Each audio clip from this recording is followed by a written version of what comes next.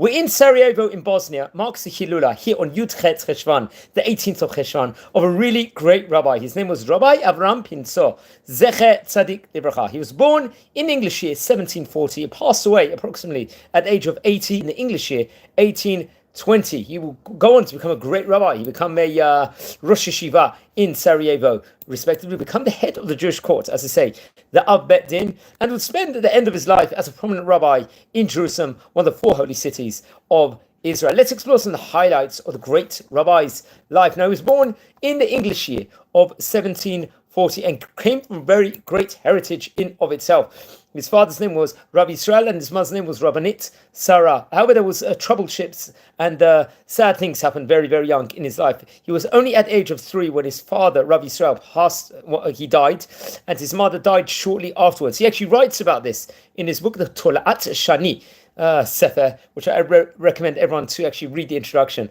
Yeah, I'll quote what it says over here. That I did not have the honor of honoring father and mother, that in my many iniquities my father was killed to the vengeance of God, and I was 3 years old, and when my mother died I was, let's say, in the toddler season.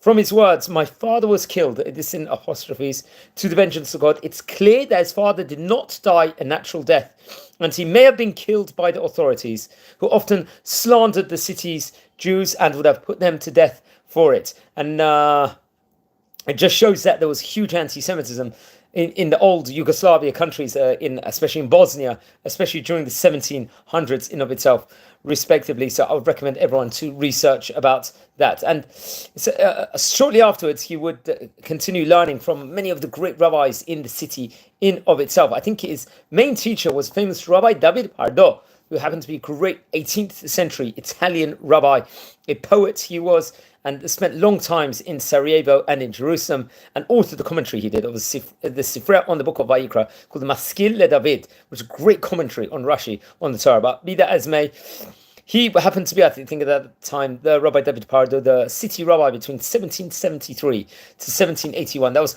really at the time period when the rabbi was naturally in his 30s, and Avraham Pinso was in his 30s and 40s, respectively. He actually got married to the daughter of Rabbi Chaim Daniel Halevo, who happened to be one of the wealthy Jews, let's just say, of the country of Bosnia, of old Yugoslavia.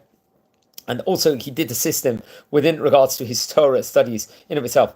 Then when Rabbi Pardo actually moved to Ottoman Palestine, I think in the year 1781, he actually requested that Rabbi Pinso would actually print some of his books, because at that point in time there was a flourishing printing taking place with Jewish books in Livorno especially, and various different parts of Europe.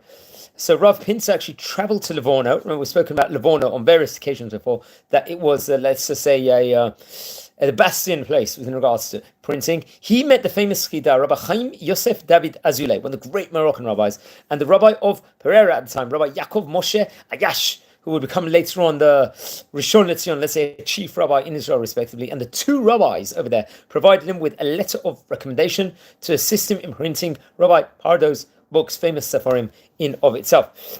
Afterwards, he would actually go on to head the yeshiva in Sarajevo in Bosnia and taught Gemara over there and Halacha, the code of Jewish law, and the Talmud in of itself, respectively. At the same time, he also served as a rabbi of the city. Remember, that was a very prominent position. Many great rabbis came from Bosnia, especially even the Peleo Yoetz, Rabbi Eliezer Pavo, who we mentioned about on various occasions before. During this period also, the city's residents, it was tough situations at the time.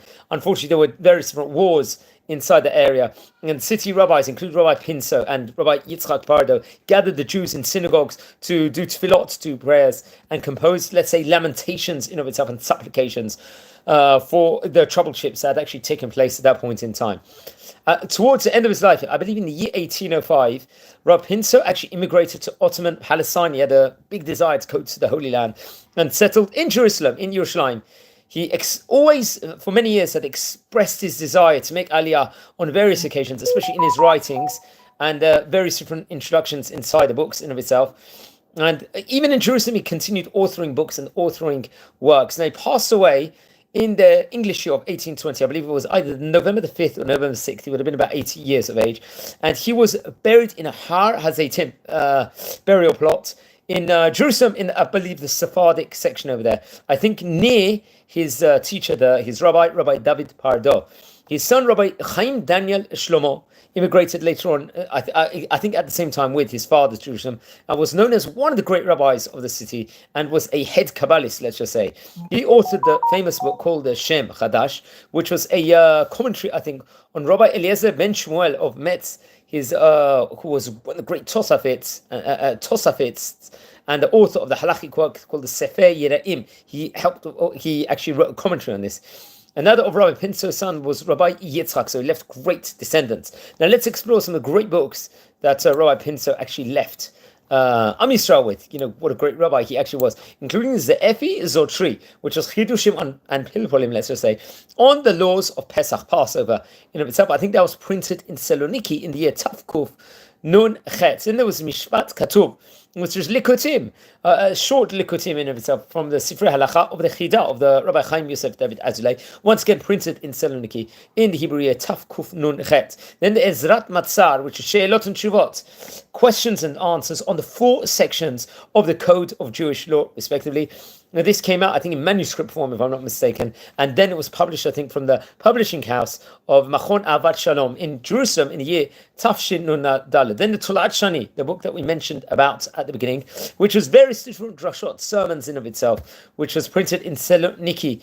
And then there was the Katit Lamaor, which is a Perush on the Agudot Talmud, on the, let's say, the Agudot with regards to the Talmud, probably the Gemaras, respectively, the various tractates in the Talmud in of itself. Now, as we said before, he passed away in the English year 1820. That is 204 years ago from time of recording here in 2024. He was one of the great rabbis from Serbia, from Sarajevo, from Bosnia. We've related already about maybe a dozen rabbis from Bosnia inside the series. We've already covered about 500 great rabbis in the series of yesteryear, of the great Oriental, Spanish, Sephardi Rabbanim. Please subscribe to the channel. We're a community here. We're learning all about the great rabbis of yesteryear. Please like the videos, share the videos. And if you happen to be related to any of these rabbis you've spoken about, please send me an email. I'd love to hear more within regards to that. What great rabbanim we had.